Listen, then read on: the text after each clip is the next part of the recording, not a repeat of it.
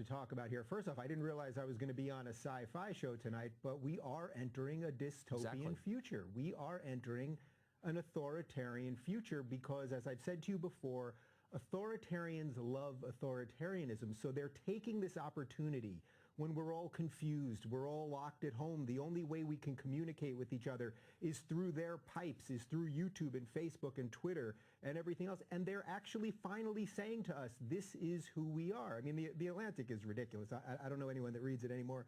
But the bigger issue here is the YouTube, Twitter, Facebook component of it, because we are now saying to them, or they're saying to us, we're going to tell you what's true. And if you dare go against what we say is true, not necessarily what is true, but what we say is true, then we're going to boot you. So of course, the other part of this is that it will always only be one side that gets booted here. I mean, is Facebook running around and is Twitter and YouTube running around? Are they taking away all the Russian collusion videos that were up over the past couple of years? I'm pretty sure MSNBC has a YouTube channel that still has videos on it. I mean, that was pushing lies and misinformation and propaganda.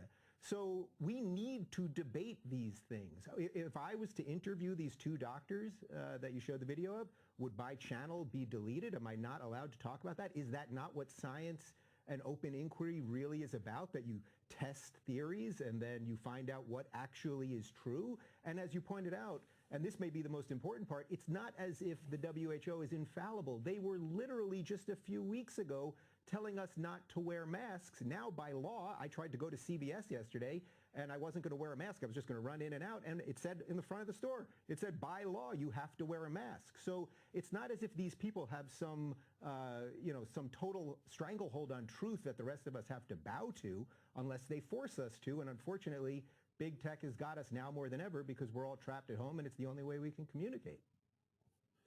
So no one in science has a monopoly on the truth. Science, in fact, is a rejection of the idea that there is a monopoly on truth. It's the endless search for what we can prove. That's what science is. This has nothing to do with it. You introduced as a hypothetical the notion that you could be deleted your channel for hosting this video. I'm not sure that is hypothetical anymore, and my question is very simple. How long before they come for you? You just wrote a book called Don't Burn This Book. How long before they come for the show? Sincere questions. Yeah, well, at some level, I don't want to think about it, but, Tucker, you've written a couple of books, and you know that the publishing process takes quite some time. So I finished this book back in July, but I'm very proud that the ideas that I present in Don't Burn This Book are more relevant now than they even were then, because I talk about big tech, I talk about fake news, all of the things that we're constantly talking about. And am I worried?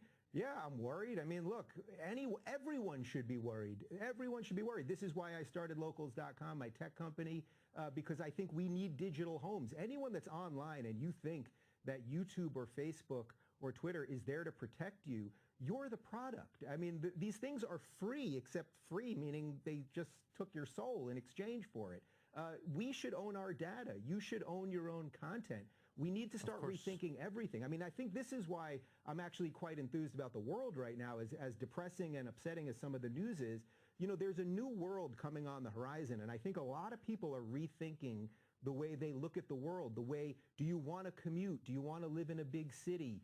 Do you want to be so reliant on the institutions and systems that we've always been reliant on? So I think we have to rethink things. And you know what, Tucker, this is still America for a little while, and I believe in old-fashioned hard work and competition and ingenuity, and I think that's what will fix this. But yeah, we got a big battle to fight in front of us. Yeah, and maybe these